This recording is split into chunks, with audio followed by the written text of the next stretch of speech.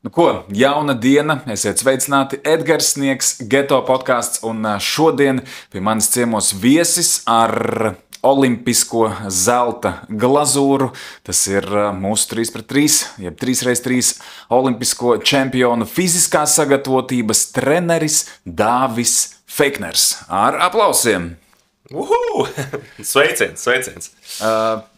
Sanāk iesākt ar to senāko panākumu olimpisko zeltu. Nulle bijusi otrā olimpiāda, bet bez visa šī te stāsta, ko tu vēl dari šobrīd? Kas tavā dzīvē ir tāds aktuāls? Nu, kā saka, pati galvenā darba vieta man būtu diviņu puiku tēvs. Un cenšos būt, kā saka, labs tēvs, labs vīrs ir, un tad pārējais, jā, kā saka, tad jā, esmu fiziskās sagatavotības treneris basketbola klubam Ogre, arī Ogres basketbola skolai. Tātad man sanāk, ka es trenēju visu piramīdu Ogrē basketbolistiem. Tas ir no cik gadiem? Tagad jaunākiem, man liekas, man ir 2012. gadi, tie sanāk, tad mums ir 12-gadīgie, jā, ir. Un tad jau, kā saka, man palīgos vēl viens treneris arī fizisko sagatavotību Ogrē ir, un tad viņš arī jaunākiem darbojās, un jā, tad lēnā garā cenšamies, jā, kā saka, to piramīdu arvien zemāk apgūt ir, un tā, lai visiem tiek tā pievienotā vērtība ir. Nu jā, un, protams, ja vēl kāds brīvs laiks paliek, tad būtu pastrādāja ar kādu individuāli, un jā, tā pagaidām tas tāds, jā, man tāds pamatiņš ikdienā, jā. Kāpēc es gribēju ar tevi parunāt, tās koncentrācija, fokus šodien varētu būt varbūt uz to piramīdiņu, uz tiem jauniešiem, jo tu dienā saskaries ar viņiem un tu redzi, kādi ir tie fiziskie parametri, dotības, potenciāls, bet drusku jāsāk ar to, ka sporta skolā tie ir tie centīgākie un, varētu teikt, stiprākie jaunieši pie tevis nonāk. Vai arī atnāk tādi, kā saka, pavisam vēl nenopulēti dimantiņi? Noteikti, ka nav nopulēti dimantiņi, ir nāk dažādi, ar saucamiem dažādiem backgroundiem, it īpaši, kamēr viņi jo jaunāks tas vecums ir, iespēja, protams, dod tiek visiem jau no agra, kā saka, jau no skolas vecuma pirmajām klasītēm. Nu, pa lielam pirmie gadi jau vispār jābūt tā, kad tam bērnam ir uz tiem treniņiem jānāk, kā saka, tā kā uz foršām spēlītēm ir, lai ir jautri visu laiku ir, un tā kā tie 11 gadi jau sākās, 11, 12, 13, tad jau varbūt tā padziļinātāk tā specializācija ir. Un nāk dažādi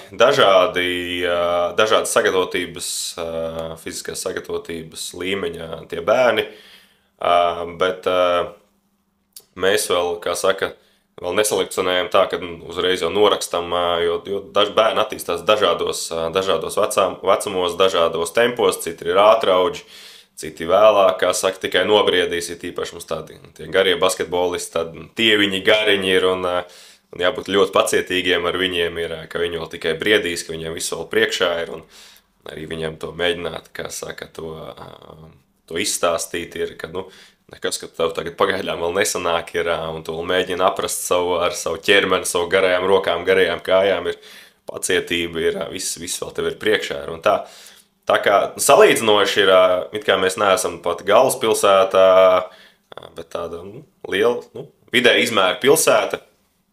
Nevarētu teikt, kad man jāsaskarās ir vismaz basketbolā, kad būtu izteikti bērni ar lieko svaru. Es tieši tāpēc to jautāju. Tādā ziņā sporta skolā, vismaz tajā vecumā, ko mēs darbojamies, ir, un pavērojot mazās grupas, ir, neteikt, ka mums būtu viss slikti.lv. Tālāk salīdzinoši ir labi. Varbūt var piekasīties pa stājām. Jā, varbūt, mūsdienās arvien vairāk tie bērni ļoti daudz laika pavada pie datora, pie telefona, arī pat mācoties, visu laiku tu esi sakumpis tur uz priekšu un tā ir, un tas tur ir laika gaitā jākoriģē, jāstrādā, bet neteiktu, jā, kad vismaz Ogrē, kad būtu mums ar to jaunatni tik bēdīgi, jā. Jā, tie dati par lieko svaru, nu, viņi ir ar pieaugošu, kā saka, virzību, un tas ir tāds, nu, man liekas, diezgan liels mīnus. Un, nu, jautājums, tu jau noteikti ne tikai redzi tos savus sporta skolas jauniešus, bet tu redzi arī uz ielas. Kur tavuprāt slēpjas tā sakne, tā problēma, kāpēc tas jaunietis šodien nu, ir tāds izplūdušāks? Varbūt, ka tev liekas, ka tā nemaz nav problēma. Kā ir? Nē, noteikti nu, ja tie dati ir saka, precīzi vākti, tad tā statistika nekad nemelo. Nu, es teiktu, viss sākās mājās. Ir piemēri ģimenē. Nu, tas ir tas pirmais, mums tas galvenais. Kā vecāki, kādu piemēru rāda, kādu pārtiku lieto, kāds ir vispār viņu dzīves režīms, cik daudz viņi kustās. Un līdz ar to tas rāda to vienu to piemēru bērnam. Līdz ar to viņš jau daudz ko zemapziņā adaptē no vecākiem. Otrs piemērs, jā, nu, kas saka ar to, ka ienācis jau ir tāpat kā Amerikā, jau ir mums ļoti daudz tie fast foodi. Ar tukšām kalorijām. Ļoti daudz, kas saistībā ar cukuru, visi ļoti cukurots, apslēptos un visādos citos veidos tur ir. Un tas ir viegli pieejams, un tas ir lēti, un līdz ar to nu, bērns, lai, protams, lielākoties baigi neanalizēs, viņš ņems to, kas ir, kur iepakojums ir spīdīgāks, kur ir garšas pastiprinātāji, viņam uzreiz rodās labas asociācijas, un viņš turpinās šo ieradumu. Līdz ar to ja, tas ilgtermiņā jā, nu, veidos to lieko svaru. Un, nu, kā saka, ir tāds teiciens, you can't outtrain nutrition. Tu vari trenēties, kā tu gribi, arī profesionālajā sportā, tas ir arī pieaugušiem, tu trenēties ļoti daudz, bet tu ļoti ilgtermiņā ēd sliktu, kas saka, ēdienu ar paaugstinātu cukuru daudzumu ir, un tāpat tās tev tie tauki lēnāk garāk krāsēs. Protams, tiem, kuriem ir labāka vielmaiņa, ir atlēti man, kur ir, nu, viņi var, es nezinu, 5 tev Big Macs 6 sapēst, viņam tas vienkārši aizies tā kā pīlē ūdens ir. Nu, tādā ziņā es apsveicu viņas ģenētikā, bet pārējiem lielākoties, jā, būs tas, kad ir jāpiedomā pie ikdienas maltītēm un uzturvielām, kādas tu patēri ikdienā. Ir kaut kāda teorija, ko, es domāju, nu, okay, ir vecums, sākums, kur tu ieliec to bāzi. Nu, piemēram, ja es tur līdz x gadiem ēdu to pašu maķīti, un tad es pēc tam sevi sačakarēju tā kā uz visu mūžu, vai ir iespēja tomēr nu, procesa laikā labot šīs te pagātnes kļūdas, jo nu, tu tikko pateici, ok, spīdīgā, sāļā, saldā pārtika. Es domāju, es arī to ēdu, un mūsu klausītāji to ēda. Un varbūt kāds aizdomājas, bet es gribētu mainīt. Tad nākamais jautājums, bet vai nav par vēlu? Nē, nekad noteikti nav par vēlu, jo ātrāk sāks, jo labāk. Visi tie iekaisīgie procesi ķermenī bieži vien saistās ar cukuru. Un tas ir mums, tas pirmajā motivācija jābūt ir, kā mēs gribam pavadīt savus pirmām kārtām jau tagad pašsajūta un ilgtermiņā vecumdienas ir. Nekad nav par vēlu, jo atcerieties to ilgtermiņā, varbūt to apēdīs pāris reizes, tur tās konfektes, tur ir cukuru palietos, nekas nebūs, bet ilgtermiņā jā, tie iekaisīgie procesi arvien vairāk tev parādīsies dažādas jaunas slimības un galā vēzim pati galvenā barība ir, no kā viņš pārtiek, kā saka, ķermenī un vairojās ir veido metastāzi cukurs. Nu, tā mēs aizdomājamies vēl tālāk ir. Tā kā nekad nav par vēlu, vajag saņemties ir. Un jā, ir tīpaši šajā vecumā, varbūt, kamēr mēs vēl neesam pensionāri, tā doma ir, jā, kā tu vēlies būt, kā tu gribi pavadīt savus vecumdienas, atcerēties, ka arī tavs ķermenis ir kā milzīgā investīcija, uz katram iedots pasaulē dārgākais instruments ir, un jautājums, kā tu viņai ieguldīs, tā arī tev tas nāks atpakaļ, jo visiem patīk tur ieguldīt izkādos tur jau, bitcoinos un visur pārējā, sāc ieguldīt arī savā ķermenī, ilgtermiņā jau tas arī tādā veidā atmaksāsies, cik tu pēc tam to naudu atstāsi ārstēšanās, slimnīcās un tā tālāk ir.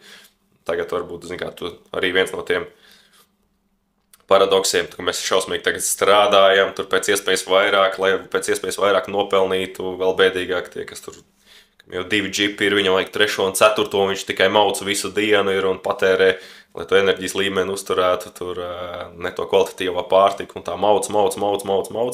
Beigās visu to sakrāto naudiņu, ko viņš būs varbūt jaunībā tur ir šausmīgi sakrājis, ja beigās izlietos, lai savu veselību, lai ārstētos. Un plus vēl, ja tā paskatās, tā ir atkal tāds masīvs tāds uzbrukums, atkal spiediens uz kopējo veselības sistēmu ir no tā ir. Kad, tādā veidā mēs tikai apgrūtinām arī tādā veidā valsti. Kā saka, ir mazāk, jo veselīgāk tauta būs, jo ilgtermiņā arī mazāk līdzekļi būs jāizlieto veselības sistēmai. To naudiņu varēs kaut kur citur ieguldīt iekšā. Tas būtu baigi svarīgi, ka mēs arī izturamies atbildīgi gan pret sevi, un ja cilvēki grib atbildīgi dzīvot, tad tas ir viens no veidiem, ka tu apzināti ar savu vieglprātību nenoslogo arī ārstus, kurus starp citu nav nemaz tik daudz šodien. Bet domājot par šīm te labajām izvēlēm, vienmēr jau labo izvēlēties ir grūtāk nekā to ātro. Ir kaut kādi mīti, kurus tu varētu apgāzt vai pateikt, jā, tas mīts ir patiesība. Kaut vai par to veselīgo dzīvesveidu. Piemēram, ka veselīga pārtika ir dārga. Noteikti nē, ja viss veselīgais nav tik dārgs ir tīpaši jau Latvijā, mums ir pieejami tik daudz vasarā labumu, rudenī tik daudz labumu ir ja tīpaši, ja tu laukos dzīvo, tad tur vispār nevajadzētu būt tam argumentam, tu esi pilsētnieks, tā varbūt nedaudz ir dārgāks bet tā kā tas mums ir pieejami plaši resursi es domāju, ka noteikti nē. Jautājums, ir, varbūt dārgāk, vai mēs naudas ziņā varētu domāt zivs vai gaļa, tad jā, bet jautājums, cik tā gaļa kvalitatīva ir ja nāk no biolauksaimniecībām, un tas pats ar zivīm, tas arī nenozīmē, ka tur ir tā gaļa katru dienu jāēd, ir pietiek, ka viņi tur pāris reizes nedēļā ēd. Ja tā paskatās, es domāju, ka veselīgais nav ļoti dārgi ir, ja jautājums, vai tu meklē kaut ko super ekstra, kas nav Latvijā uz vietas, varbūt tad jā, bet tam es noteikti nepiekritīšu, ka viss veselīgais ir, viss dārgs ir vienkārši, jāmeklē ir, nevis jāiet varbūt uz dārgajām bodītēm, tur ir, un tur jāizvēlās ēdienas, bet kaut uz tirgu aizbrauc, kā saka. Uz tirgus gan arī nav tik lēts, es kā bieži tirgus apmeklētājs. Jā, bet tā salīdzinoši ir, var atrast. Protams, var atrast, jā, tieši tā. Kā ir ar to cheat day? Man nereti ir tā, ka apkārt cilvēki turās, un tad rīktīgi sestdienā iemauc tur pīci un viss pēc pilnas programmas. Kā ir labāk taisīt to vienu nedēļas cheat day, vai tomēr katru dienu tu varbūt sev atļauj kaut kāds mazs atkāps? Labāk, es uzskatu, ka labāk tomēr pa bišķim mikro devās labāk katru dienu, nekā tu tās vairākas dienas turies, ievēro režīmu vēl, ja tu vēl mēģini nomest svaru, uztaisīt kaloriju, to deficītu ir, un tad tajā vienā dienā tu mauc, un tad ķermenis tā, tik daudz pārtika ir, zinot, ka tagad tu esi 6 dienas tur, kā saka, tur bezmazliet gavējis, un tā ir, viņš paņems to un uzreiz iedos arī uz rezervēm. Ir tā, ka ķermenis viņš jau gudrs, viņš jau gatavojas nākamajam stresam, viņš jau zina, tagad bijis tik ilgu laiku, esmu, tur bijis tādā kaut kādā deficītā noteiktā, tagad es visu uzņemšu maksimāli un pat vēl vairāk nekā man vajag noglabāšu rezervēs. Tas ķermenis ir labāk, tad ir pa bišķiņam. Tā. Protams, ja tev ir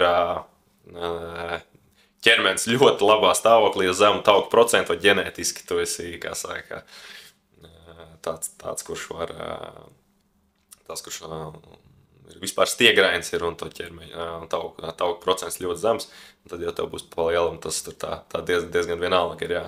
Bet jā, es noteikti uzskatītu pa mazumiņam, un tā arī ilgtermiņā tev būs pat vieglāk noņemt pavisam nost. Un tā trešā lieta mīts, ko es esmu dzirdējis arī kā attaisnojumu, kāpēc es nesportoju, ka, es jau piedzimu, kā saka, sliktā ķermenī, un man ir baigi grūti, es neesmu tam radīts, un tad tie sportisti, viņiem ir dabiski, tur Lebrons James, viņš tā kā dzīvnieks, tā kā mašīna, tas viss ir viņam domāts, bet es jau varu, ko tad es jau tad dzīvošu tā. Cik liels, jautājums ir tāds, cik liela nozīme ir tā iedzimtībai un cik liela nozīme ir darbam? Lai pašam augsts sasniegums sportam iedzimtībai ir liela nozīme, ir īpaši varbūt tajos sporta veidos, kur nav tas, varbūt tas skills tik svarīgs ir, kur tiešām to vairāk savu ķermenis, tu izmanto savu fizioloģiju un kaut kāds auguma vēl parametrus. Bet tas, kad tu esi kaut kāda iedzimtība, jā, protams, nerunāsim, jā, kad iedzimta ar kaut kādām slimībām varbūt jau ir tā smagā pakāpē, bet pārsvarā ir, nē, tas ir pilnīgs mīts.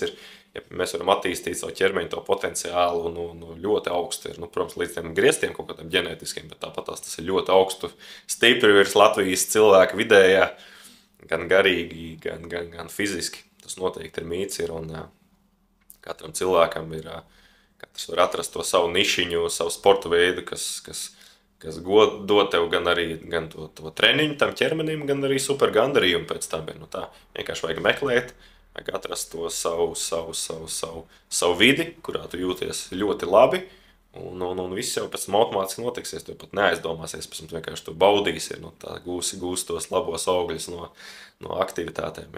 Jāmeklē sava vide, vai savs līderis kaut kāds, kas tev pavēlk ir. Vai arī kompānija. Jo man bija tā, ka es ilgu laiku bija tāda apstākļa, kad viens pats skrēja. Man šķita, ka skriešana, tas ir mans tāds, tā ir mana lieta. Bet tāpatās es dabūju kaut kādu to, līmeni, un es neņēmu klāt personīgo treneri. Es vairāk vai mazāk pēc izjūtas skrēju, man tas rezultāts varbūt būtiski neauga. Bet es esmu 2 pusmaratonus noskrējis, priekš manis tas ir liels sasniegums, un es par to esmu priecīgs. Bet kas interesanti, pēc tam, kad man tie apstākļi visi beidzās un nācās atgriezties atkal pilsētā, kur tomēr skriet ir pa asfaltu sāpīgāk, es ilgu laiku meklēju, kas varētu būt tā mana nākamā nodarbošanās. Un kas interesanti, internets pilns, padomi, tur visi workouti mājās un tā tālāk un tā tālāk. Bet es nezināju, ka man vajag kompāniju, jo iepriekš es biju vienpats, un tagad, kad es atradu kompāniju, man ir tik viegli un tik forši sportot, es eju ar džekiem uzboksēt, kur vairāk ir tāds, kardio. Ne jau es tur mēģinu savā, vecumā startēt vēl boksā, bet tas kardio, viņš ir tik krūts, bet tā kompānija bija atslēgas punkts man. Kas vēl varētu būt kaut kāda tāda pamudinājuma, kā vieglāk, ātrāk saprast, kurš tad cilvēkam tas sportiņš dara un kurš nedara? Kā jau teicu, pirmkārt tā ir tā vide, kurā tu labi jūties, droši jūties, bet viņa ir izaicinoša, liek tev lēnā garā progresēt. Nav tā, ka tu atnāc un tev uzreiz jau iedzen dubļos zemē un tev jau trauma, riebjās atkal jau būt bail mēģināt pēc tam kaut kur citur jaunu slikta tā pieredze. Ir forši būt, ka tev ir noteikti kāds līderis, saprotošs ir vai treneris, kurš tev padod to roku lēnā garā, soli pa solim, motivē tev atbilstoši tavam noteiktam fiziskajam tam līmenītim ir. Tādā ziņā arī, liels respekts jūsu geto platformai, kur tik daudz dažādi sporta veidi, kas pavelk cilvēkus arī dažādiem sociālajiem tiem stāvokļiem un arī tiem sagatavošanās, gan fiziskajām, tām prasībām, kad visi var piedalīties un pamēģināt dažādos sporta veidos. Vienkārši ir jāmēģina, un tad jau, laiks parādīs, kur ir tā īstā vieta. Nav jābaidās pamainīt, pamēģināt, tikai uz priekšu vienkārši. Jā. Tur ir sliktākais, ko darīt, ir, neko nedarīt, kā uz krūzes rakstīt, piecēl savu, sāc darīt, jebkurā virzienā, ko tu dari. Bet vai nav tā, ka, tomēr, ja tu esi jaunāks, tad liela nozīme ir vecākiem, un vecāki var gan izdarīt labi, var izdarīt arī slikti. Un kur tu redzi, kāda ir tā varbūt veselīgā robeža, cik daudz vecākam vajadzētu pušot to bērnu, un kur tomēr vajadzētu apstāties? Sākumā noteikti ir vecākiem, kad pirmsskoliņā vai pirmajās klasītēs jau mēģināt vadāt dažādas sporta veidus, izmēģināt dažādas pulciņus, vienalga ko, saprast, kas viņam patīkās, ka viņam tās acis deg, tad, lai viņš noteikti tur adaptējās, darbojās, tad, protams, būs kaut kādas, tur sliktās dieniņas, bet, tad tādā veidā, kas saka, vajadzētu viņu papušot, lai tā disciplīniņa kaut kāda veidojās, jau tā attieksme ir, bet nedrīkst arī pārāk daudz ir, lai nav tā, kad ir, tie vecāki ir tik šausmīgi fanātiski, mēģina tos savus sapņus ar bērniem izdzīvot, un jau ļoti agrā vecumā jau tā pušo viņus ir, kad viņam pienāk ir, 10, 11, 12, 13 gadi, kad vajadzētu tikai tad, sākties kārtīgai tai specializācijai, padziļinātai, un viņam jau noriebies tas sporta veids, viņš negrib, tā ir, un tad ļoti daudz talantu, vispār bērni pazūd no tā sporta ir, un aiziet projām, tāpēc, ka viņam tā slikta pieredze bijusi, un tā kā trauma ir, kad visu laiku viss ir caur šausmīgu piespiešanos traumām, režīmu ir un tā. Jāļauj bērniem ir, būt bērniem ir, un ja viņš būs ar tādu bišķu rezervītu visu laiku, to trenējies, gājis uz pulciņiem, tad viņš arī noturēs to līniju līdz galam ir, un beigās viņš jau pat nevajadzēs viņu pat pušot, viņam pašam tā ekstra motivācija parādīsies, ja viņš gribēs to iet, nākamajā līmenī.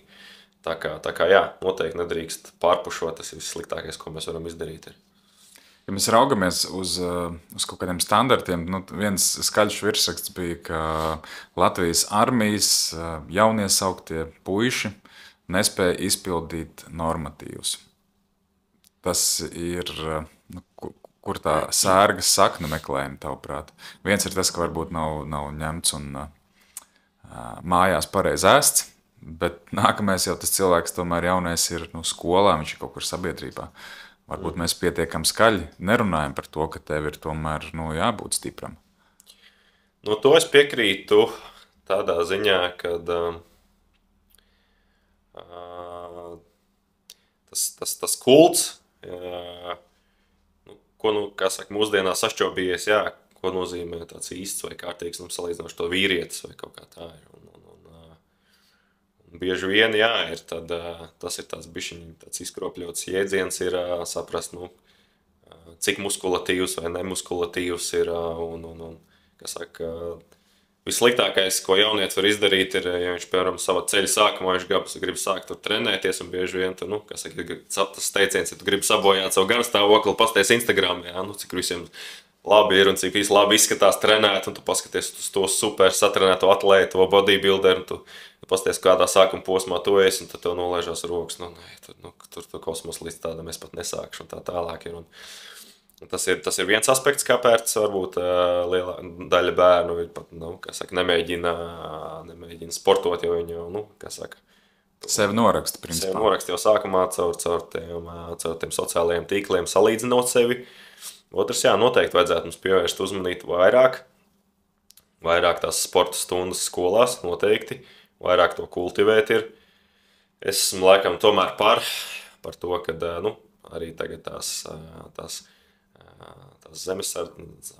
valsts, kā viņš saucās tagad tās... Obligātais dienests. Obligātais dienests ir, laikam es tomēr būšu par. Tomēr ir, tas tomēr tevi kaut kādā veidā dod vēl ekstra izaudzina to disciplīnu, ja tu pirms tam sportā neesi gājis, trenējies, tas noteikti nāks tikai pa labu ir.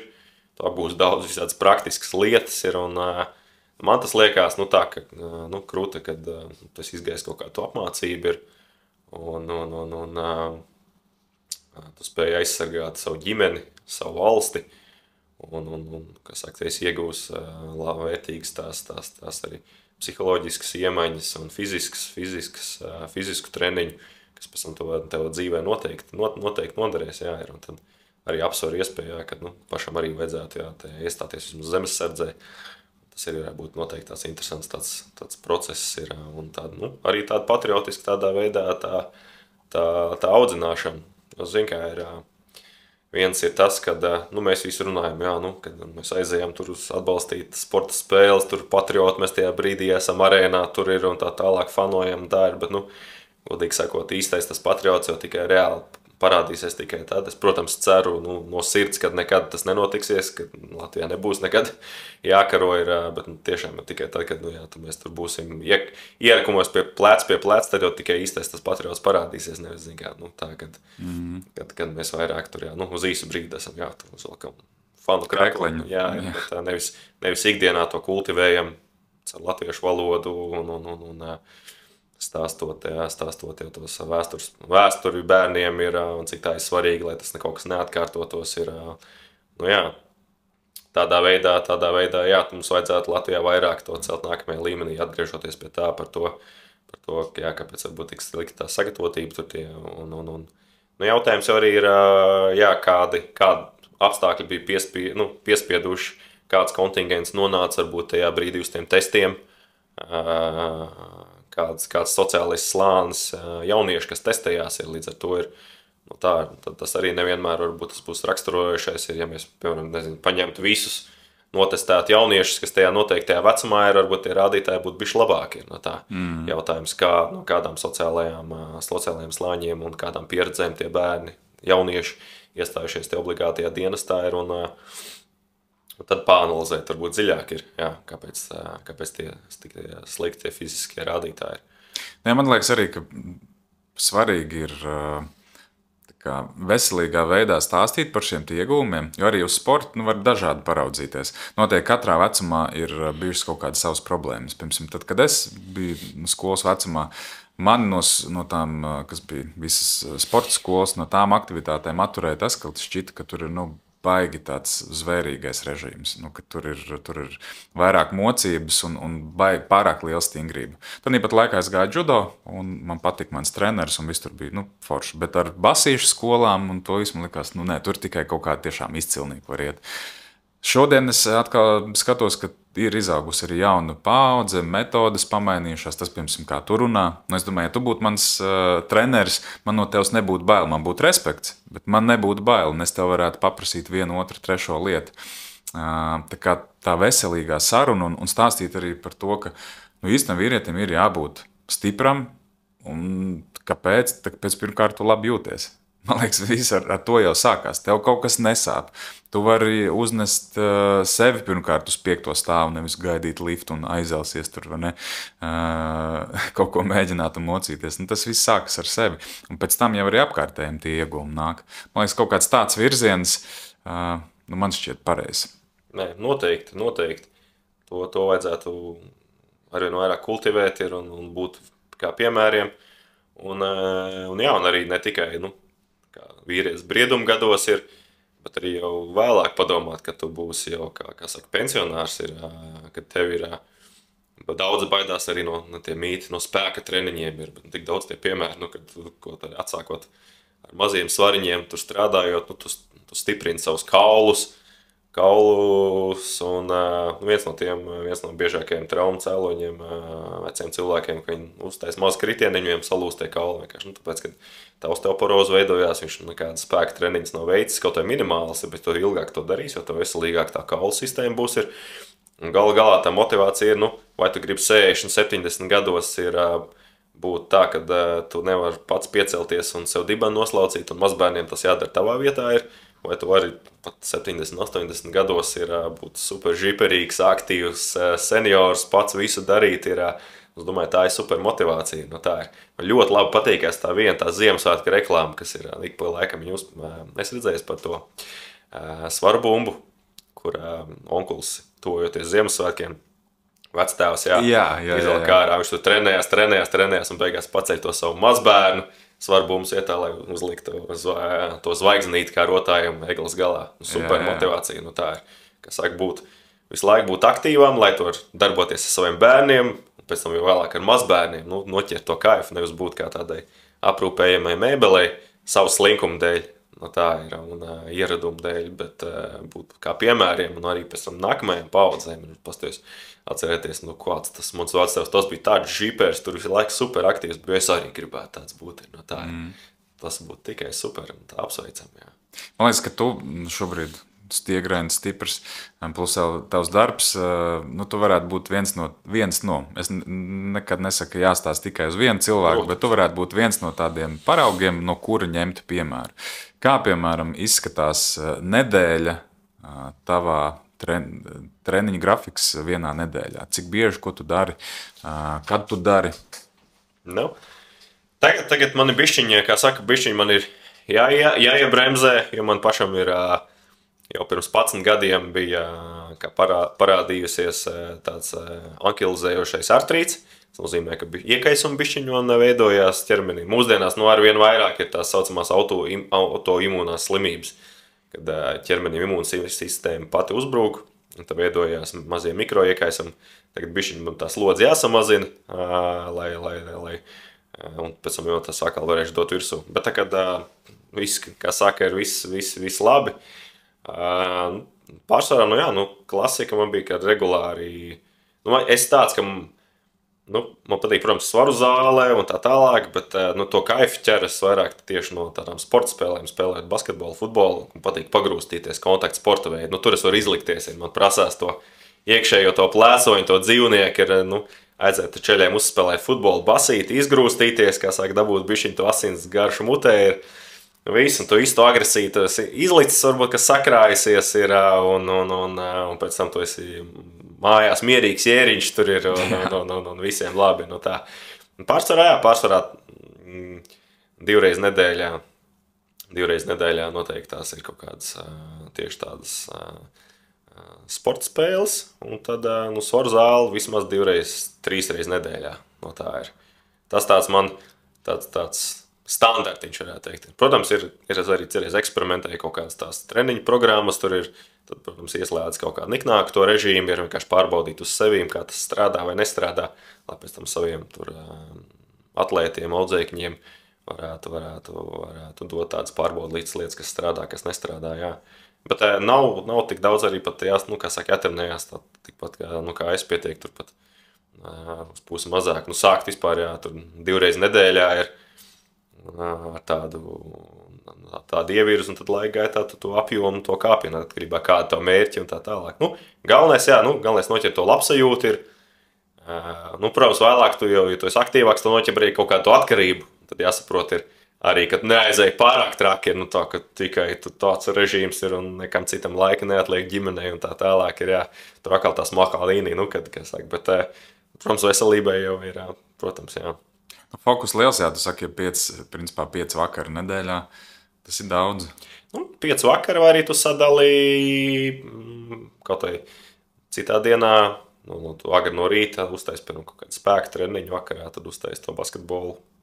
Pēc tam paņem brīvdienu, tad vienu dienu tikai varbūt to spēka treniņu. Spēka treniņš man asociēs ne tikai spēka treniņu, bet tur ir tāpat tās mobilitāte, dziļās muskultūras attīstīšana ir, un tā tālāk. Jā. Protams, ja nespēlētu basketbolu vai futbolu, tad tas būtu kāds cits peldēšana vai tas pats krosiņš, jebkura aktivitāte. Un tā.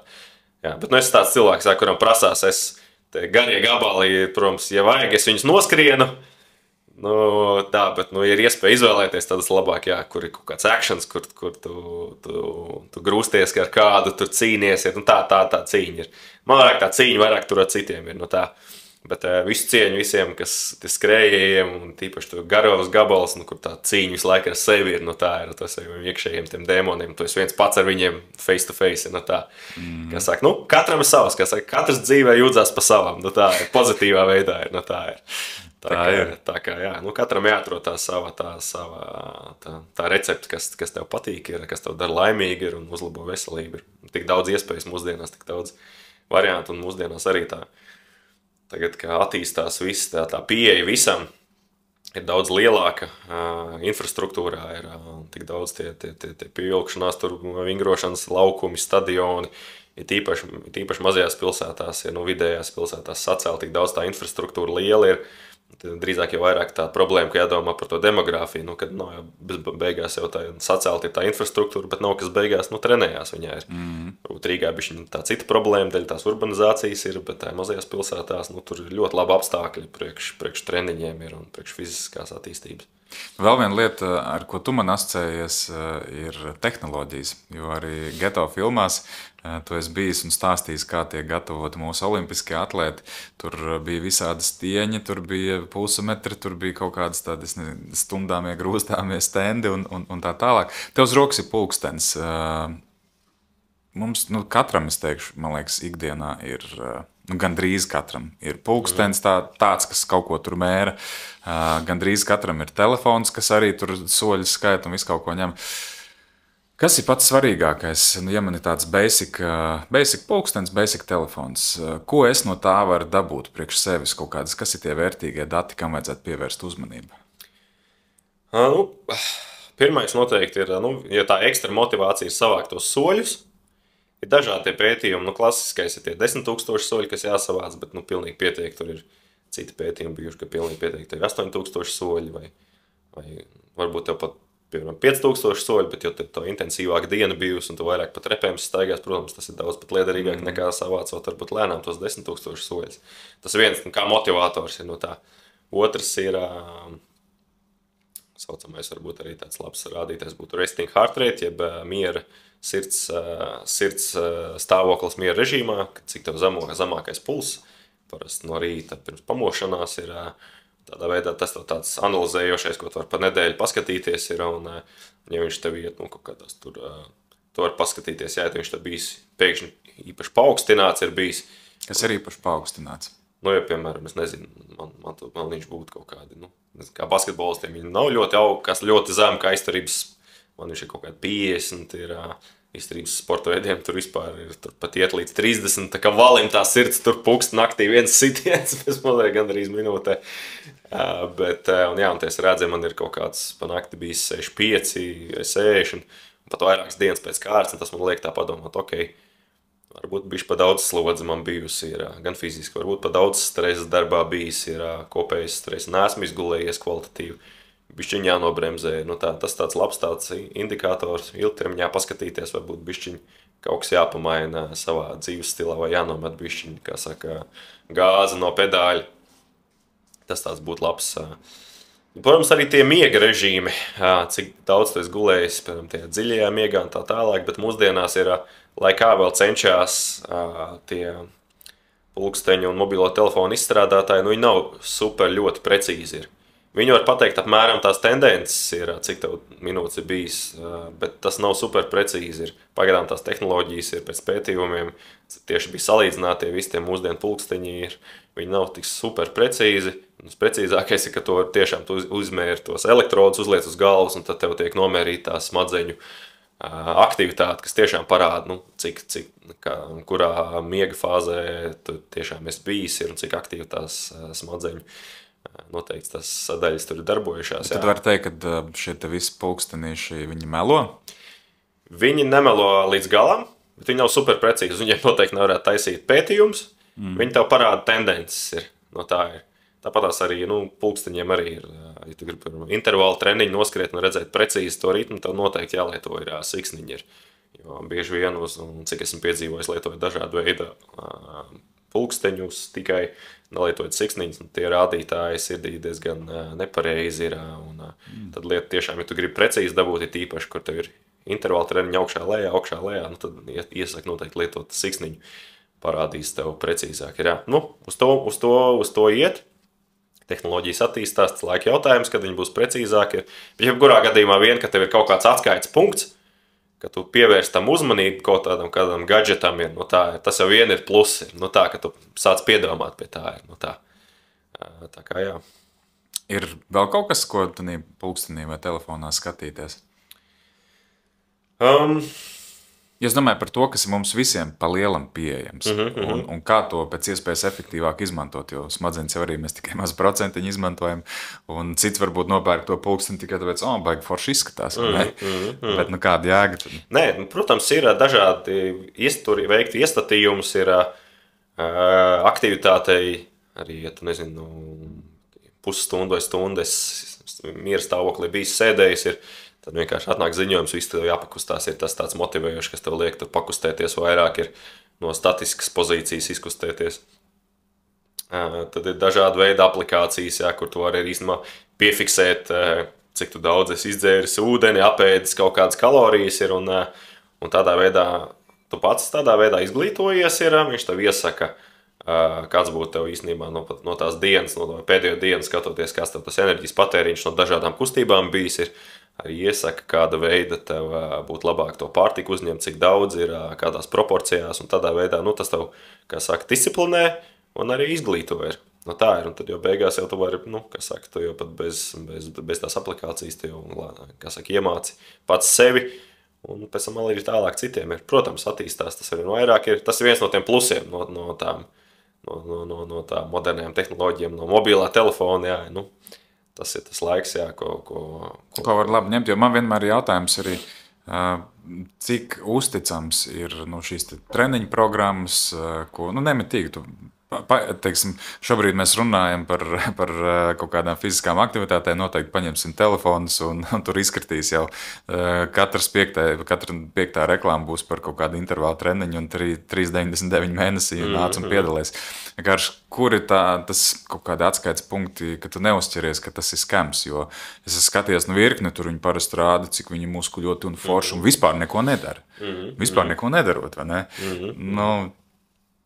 Ja vēl cilvēks, kā es, piemēram, baigi bioloģiju un visu šitos te nesaprotu. Man parasti, kad čomi kaut ko stāst, es tā, saprat, bet vai es varu atkārtot? Es nevaru atkārtot un izstāstīt, kas tas bija.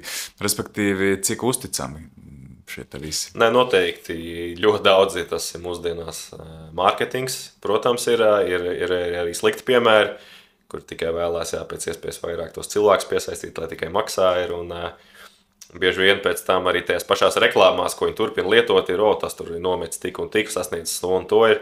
Viņš parāda tikai apmēram to 10% to veiksmīgo cilvēku to daļu, lai motivētu vēl vairāk cilvēkus, bet viņš varbūt neparāda, piemēram, tos 90%, kam nav sanācis, kas ir atmetuši, kas ir, bet viņam interesē jauns cilvēks iegūt un tā tālāk ir. Tur protams, jāuzmanās. Tāpēc, protams, es ieteiktu vienmēr, varbūt sākumā paņemt fiziski kādu treneri, noteikti,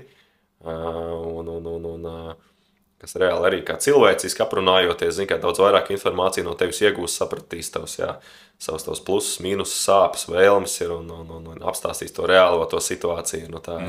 Jāstāst, protams, arī kā to informāciju, tie, kas pārdotās treniņu programmas vai veidotos video ir,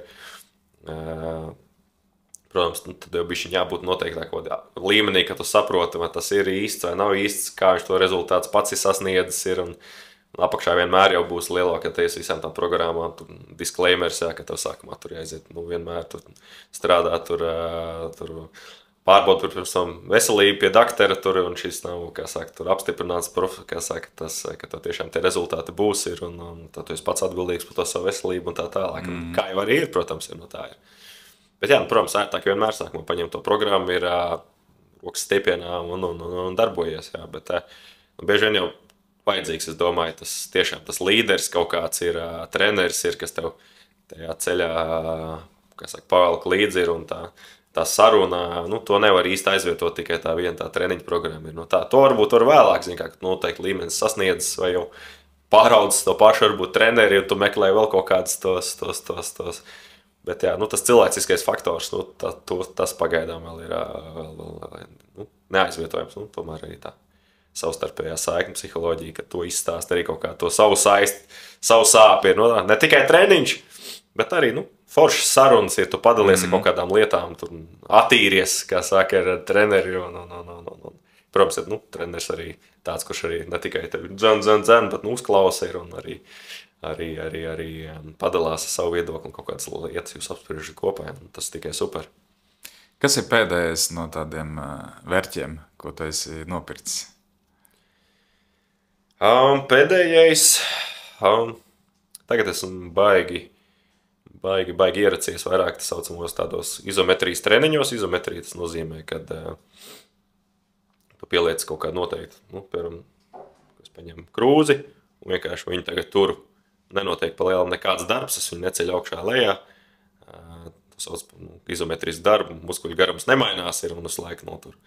Daudz dažādi pētījumi ir ar šādām tādām metodēm, ko var pacelt savu to atletismu līmeni un nākamajā līmenī arī samazināt traumu risku un ar reāliem pētījumiem un pierādījumiem. Jā, un tad pēdējais, ko esmu pasūtījis speciāli tāds dinamometrs, ar ko var mērīt izometriski to spēku dažādās pozīcijās, kad dažādos leņķos tu vari nomērīt to muskuļu spēku. Ir, piemēram, muskulis visspēcīgākais ir tev, kad viņš ir tā vieglā valodā sakot vidējā pozīcijā, nevis, ka viņš ir beigu pozīcijā, ka šeit ir izties bicīti taisa, un šeit ir pa lielam muskulis vispār nedarbojās, tikai cīpslā saitēs turās tev tas, un šeit jau ir tās muskuļu šķiedras jau savilkušās kopā ir, un arī darbs nenotiekās. Un tad šeit ir muskulis visspēcīgākais. Jā, un tad dažādos leņķos mērot, dažādas tās pozīcijas ir, saprast disbalans, kur roka spēcīgāk, kur vājāk ir, vai specifiskās kaut kādās sporta veidu pozīcijās, kur tev ir sporta veids tiek spēlēts kaut kādās noteiktās pozīcijās, kur arī noteikti muskuļu garumi ir, un paskatīties, jā, kurš tur visspēcīgākais, kur pietrūks tas spēks ir. Un arī plusveidi tāda veida treniņi ir diezgan droši, ka tu maz var satraumēties. Arī rehabilitācijā tas palīdz. Un līdz ar to tur, jā, to sistēmu es tur iegādājies. Tagad tāda mana mazā rotaļlieta, ko es tagad darbošos, testēšu, ir un pēc tam tādas liederīgākās lietas, kas nav tik super jāiedziļinās, un tur ielikšu tur tālāk komandā vai jauniešu sportā ir, jā. Nu tā. To mēs arī īstenībā to pašu izometrijas treniņus arī Tenerifē, ka mēs gatavojāmies olimpiskajām spēlēm. Arī tur, kad mēs trenējāmies, tā svaru zāle nebija super laba. Un tad es tieši paņēmu tādas speciālas, tādas gara auduma lentes saucamās, tādas, kā tu mašīnu varētu vilkt tādas tu savelc virsū un ar tādu domu, ka tu no visas spēka, tā kā iedomājies, tev būtu stiens uz muguras, ar maksimāli tādu lielu svaru, ko tu nekad mūžā nepaceltu, bet tu tā kā tādās atsaitēs iekāp iekšā mīkstās, un tad tu maksimāli mēģini viņas tā kā spiest tajās atsaitēs. Jā. Tādā veidā tas ir droši, tāpēc, ka tev no kāds milzīgs svars virsū ir, bet tu vienkārši tādu pret neizkustinām objektu spied, vai tā kā pret sienu ir. Un tas tāds ļoti labs rezultāts spēkam deva, un pret traumām ir, jā, tas tāds virziens, ko es tagad darbojos. Protams, ir vēl visādas kaut kādas lietas, ir, bet, soli pa solim, jā, ir. Daudzas arī lietas vienkārši nevajag, ir tādas nevajadzīgas, ir varbūt pat daudz uzpūstas, ir, un kosmosu maksā, un tā atdeva no tā ir diezgan minimāli. No tā arī, to jau tu noteikti esi pārbaudījis, un zini. Runājot par olimpiādu. Olimpiāda ir pagājusi, kā saka, labi, ir 4. vieta, tomēr rūgtumiņš katram kaut kāds bija, tāpēc, ka droši vien ekspektācijas tik augsts. Bet, ja runā par mūsu puišu to fizisko kondīciju, tad, kad tu labāk zināsi, bet raugoties televīzijas ekrānā, nevarēja īsti saprast, viņi fiziski nevelk vai viņi mentāli nevelk. Un tanī brīdī es aizdomājos, varbūt, ka džeki ir pārtrenējušies. Es domāju, ka nē, ka mūsējie pārtrenējušies noteikti nebija. Fiziski mēs bijām ļoti gatavi, nepavēlti. Jā, varbūt sākumā likās, ja mēs tās 7 uzvaras dabūjām.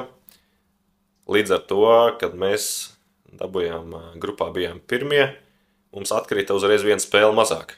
Tas jau uzreiz iedod lielāku atpūtas laiku līdz tai nākamajai spēlē. Līdz ar to mums bija lielāka atpūtas rezerva, jo citiem bija jāspēlē vēl ceturtdaļfināls. Mēs jau bijām pa taisnām pusfinālā, viena spēle mazāk. Tas tādā turnīrā ir daudz. Noteikti ne. Drīzāk jau, jā, drīzāk tur tas psiholoģiskais vairāk, tas aspekts, jā, kad mūsu līderi vairāk miezas ar Lasmani, jā, tā kā bišķiņi pārdega, varētu teikt, ir, un tad bišķi mūsu, kā saka, nosacīt jaunie Zigmārs ar Francijā, ir redzēja, ka bišķi mūsu tie līderi bišķi nebija savā ādā, līdz ar to pašiem arī bija tas lielāks tas uztraukums, un līdz ar to tas aizgāja, tā bišķiņi kā lavīni, tā ir. Zin kā, tur arī tā tiesa viens metiens vairāk vai mazāk bijis varbūt katrā tajā spēlē, un tur arī var pagriezties savādāk. Protams, veiksmes faktors nenoliedzam. Vienkārši tā, ka tu televizorā viegli redzēt, un tu skaties, liekas, ka kaut kas nav. Liekas, vai tā ir vienkārši sliktā diena, jo principā tā bija viena slikta diena. Vai tā ir tās sliktās dienas faktors, vai tomēr tur ir kaut kas sakrājies? Jā. Protams, ja vēl paskatās to spēli arī pret Franciju, jo lielāks uztraukums ir skaidrs, ka bija nevis mums, bet frančiem. Sākumā lielais uztraukums. Jo viņiem pirmais tāds tik augsts līmeņa turnīrs, otrkārt mājnieki, tās ekspektācijas, tāpat tās arī ir. Un tas sākums jau redzēja, kā abas divas komandas jau tur raustījās, negāja spēle sākumā nevieniem, ne otriem. Mēs vienkārši neizmantojam to sākumu. Un tad franči, jā, tur sameta metienus, dabūja pārliecību, un tad jau viss, tad jau viņi aizgāja, kā saka, tika pār tam pirmajam valnim. Un tad jau viņam tā spēle aizgāja uz priekšu, jā, tā kā vairāk tā psiholoģiski, jā, kā saka, kā ir, tā ir. Protams, bēdīgi, no otras puses gandarījums, tāpat tās 4. vieta ir, un nevar. Tā paskatās otru olimpiādu pēc kārtas, tu esi vismaz pusfinālā, tā paskatoties, tomēr tas ir ļoti labs sasniegums. Jā. 28. gads Losandželos. Visticamāk, ka šis formāts basītim arī tur būs. Viņš, man liekas, ir tikai izaudzis salīdzinot ar pirmo olimpiādu. Neņemot vērā negribu vai traumu faktoru, bet kā tu varētu paraksturot varbūt Lasmani un Miezi tīri no tādas fiziskās kondīcijas, arī viņiem tomēr ir zināms vecums, vai viņi ir vēl perspektīvi šīm te olimpiskajām spēlēm? Es domāju, ka jā. Protams, to pārbaudu, to reālā situāciju parādīja tuvākie gadi, bet tā viņa pieredze, kas ir, un tomēr tas skills, tu vari būt super nereāli labs atlēts ir, bet viss pamatā ir svarīgi. Tas uzvarētāju gars, tā psiholoģiskā sagatavotība ir, plus vēl tā meistarība ir, un tā viņiem noteikti ir, un tā pieredze vēl tikai augs. Un plus vēl pieliekot klāt blakām tāpatās tā Zigmāra ar Franca vai jebkāds, kas tas sastāvs būs, arī atlētiskus čaļus. Es domāju, ka tas ir pilnīgi reāli. Un galvenais, Miezim un Lasmanim ir visu laiku ir, jātur sev labā formā un jāsaņemās vairāk ar to pašu labajiem ieradumiem, jo paši viņi atzinoši, ka viņiem ir grūti tiem labajiem ieradumiem, jo nav slēpts, ka viņam ir bulciņas, viņam sāļās bulciņas, un tā kā saldais ēdiens, viņš uzvērt visu dienu viņu sēst. Tas ir viņa kriptonīts, kā saka, bet citreiz arī var uzlabot garstāvokli. Ir bijis tā, kad cerēs, no rīta niķis bija sagras, no rīta treniņš ir, un tad izdomā, ka uzvarētājs varēs kaut kāds dabūs bulciņu vai kaut ko tā, un tu tik motivēts ir, kā saka, cīnīties ir. Viņiem vajag kaut kā to uzvarētāju to nolikt, kādas sacensības vai kas viņi visi ir iekšā, tā ir, viņi tur atdos visu dvēseli, jā. Galvenais viņiem ir noturēt to veselību, audzināt to pieredzi, un tad pārējiem, kas nāk tur blakām klāt, ir tāpatās audzināt pieredzi ir, un visu var noteikties. Bet būs interesanti, domāju, pirmkārt jau, kvalificēties jau būs vēl grūtāk ir, tas līmenis tikai augs. Un es domāju, amerikāņiem, viņi varētu super marketingu uztaisīt, tā ir tomēr Losandželos, viņa mājas olimpiskās spēles, un, kā saka, uztaisīt kaut redemption team, kā saka, atriebēja komanda ir, jo viņi izgāzās, jo viņi bija viena no favorītiem reitingā, un es domāju, ka pat varētu tur piesaistīt arī NBA spēlētājs, un, ka parādīja, ka ne tikai mēs 5-5 dominējam, bet arī uz 3-3 ir, kas pa lielam nācis no viņu ielām un uz šejienu, kad mēs esam tomēr tie īstie saimnieki ir un tā, ka mēs aizstāvēsim to savu godu, kur vēl skaistāk kā ne Amerikā ir un uztaisīt, kā saka, tāda atriebēja komanda, jā, ka 5-5-3-3. Marketings, jā, man liekas, būtu labs, bet realitātē tas arī Latvijas komandas un citu komandu kontekstā runā par to, ka vai tas 5-5 spēlētājs vispār spēja iebraukt tajā 3-3 formātā, jo tomēr cita dinamika, cita ātrumi un vispārējais. Nē, apķērīgākie spēlētāji, kuriem uz basketbola laukuma IQ ir augstā līmenī, viņi iebrauks. Protams, tas nenotiksies tur mēnešu laikā, bet, piemēram, vismaz gadu viņš ieliks iekšā, non-stopā strādās. Es domāju, ka mierīgi tas ir reāli. Jautājums, cik cilvēks gatavs ir tos ieradumus ieslēgt. Ir jānospēlē īstenībā pietiekami daudz turnīri, lai nelien ārā 5-5 ieradumi 3-3 laikā. Kad pa daudz palīdz no viena cilvēka ir no stresa situācijās, ka tu esi gatavs, kad tu izpildīsi to, kas ir 3-3 vajadzīgs, nevis 5-5 ir. Tā. Es domāju, ka jā, tas ir pilnīgi reāli. Tā kā, jā. Jo tas ir jautājums, es domāju, šodien jaunajiem topošajiem basketbolistiem, viņiem ir tā izvēle. Vai 5-5 vai 3-3. Mums tomēr olimpiskais zelts. Un arī šī olimpiāda parādīja, ka tas sporta veids ir aizgājis uz priekšu. Es pat nezinu, tīri sajūta ziņā man likās interesantākas spēles nekā pirmajā olimpiādē. Arī sievietēm visas bija tādas tiešām skatāmas un foršas. Nē, noteikti, jā. Protams, mums tā vēsture un arī tie panākumi nenoliedzami arī 5-5 ir, un tas jau tomēr viss tas pamatakmens arī sporta skolās un tā ir. Bet jā, kā vēl viena no tādām alternatīvām ir, protams, tas 3-3 ir, un lai gaitā tāpatās tas līmenis celsies, arī balvu fondi celsies, viņš kļūst prestižāks ir, un jā, es domāju, tas tikai laika jautājums, kad tas būs vēl daudz augstākā līmenī un tiks vairāk novērtēts, jā. Protams, īstenībā vēl viena tā mūsu iespēja šajā ziņā ir arī, kad vajadzētu arī to veicināt, to 3-3 skatos tādās mazajās pilsētiņās, vēl kā tāda papildus motivācija no treneriem, jo tu nevari savākt to 5-5 komandu, veidzot kaut ko līdzīgi 3-3 līgai sporta skolās, tīpaši tādām mazajām pilsētiņām, kur tu nevar novākt to bērnu skaitu, tev vieglāk novākt 6 cilvēkus uz treniņu, nekā tu 12 un tā tālāk. Varbūt tas arī būtu vēl viens tās nākamais līmenis, kā vēl varbūt kultivēt to 3-3 ir. Plus vēl motivācija tam trenerim ir tā, ka tu nolaistām rokām, tur tā mazā pilsētiņā ir, tev nav nekāda atlasta taisīt, neko ir, bet tad, kad tur darboties arī šitādā līmenī, tā, es domāju, tas būtu tāds ekstra motivators gan treneriem, gan arī bērniem vietējiem. Tā. Salīdzinot ar iepriekšējo olimpiādi, ar ko tevi Parīze pārsteidza? Godīgi, tā baigi ar neko. Tā, kad viss tas formāts ir diezgan ļoti līdzīgs. Viss tas režīms, tas ciematiņš ir. Vienīgais, kad bija īstenībā jau piemirst tas Covid laiks, kad viss tās analīzes katru dienu bija Tokijā, tev jānodod, ir visu laiku maskās jāpārvietojās un nedodies, tu saslimsti tur. Un tajā pašā Tokijā tur stāv augstāk, mums bija tie čehu, ja nemaldos, volejbolisti, pludmales volejbolisti, kur bija dabūjuši to Covid ir, un viņas tur tās pirmās spēles tā kā noņēma nost ir un diskvalificēja. Un mēs bijām braukuši ar čehu delegāciju liftā vienā, un tad tās domas, nedodies ir un tā ir. Bet viss tas pats formāts ir, viss pa lielām ir diezgan līdzīgs ar tāpat tām pašām kartonu gultām. Mēs tur gulējām arī Parīzē un tā kā jā. Tādā ziņā bija jau tāda drošāka sajūta šoreiz, kad tu jau visu zini, kā viss notiksies un tā tālāk. Tam nebija varbūt tāda pirmā tāda mandrāža, ka tur ar atvērtu muti skaties visur apkārt, kā viss notiekās. Jā. Arī tuvāk, varbūt saprotamāk tā vide tomēr. Saprotamāka vide ir.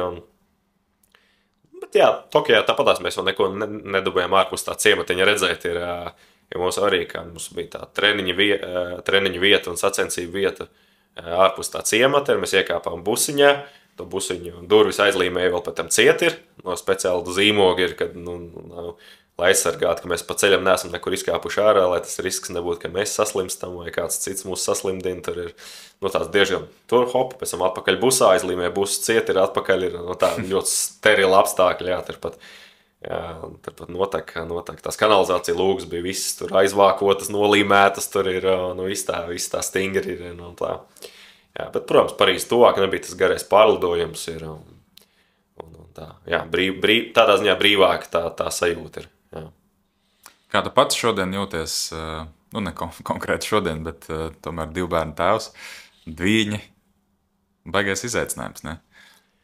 Gan izaicinājums, gan tā super tā laimīte, tas kā pamainās tā vērtība, ir tā daudz jau to teikuši, jā, kad super krūta sajūta, tiešām. Ir super nogurdinoši, jā, tur dedzina man nervu šūnas ir, un vēl jau vairāk arī sievai, bet tas gandarījums, ko tev dod, ir, un tā arī tā cita motivācija ir, un tas briedums, tieši tā arī, kā arī pierpriekš mēs runājām, kad turēt sev formā, rādīt viņiem pēc tam to piemēru pēc tam ir, un es nevaru sagaidīt, ka mēs jau vēlāk varēsim doties kaut kādos kopā jau pārgājienos tur ir, un tas būtu krūti arī, jā, kad pašam būs brīvāks laiks ir, un arī ņemt viņus tā kā uz medībām līdzi, un man tas liekas, tā kā krūta, viņiem iemācīt arī, tā kā mednieks, tu vari, kā saka, nomedīt dzīvnieku ir, pabarot savu ģimeni ir, un paudīt labu laiku ir, un to tālāk arī nodot, kā saka, bērniem ir, un tā, kā saka, svaigā gaisā paudīt laiku, jā. To es nevaru sagaidīt, tā ir super sajūta. Protams, daudz rūpes par vairākiem procesiem. Tu vairāk uztraucies par kādām lietām, turbūt kādreiz neuztraucies. Ir, te jau tā pašam jau pats zini, jau pats arī jā. Divu meitu tēvs, jā, tā kā, skaisti tas ir, skaisti.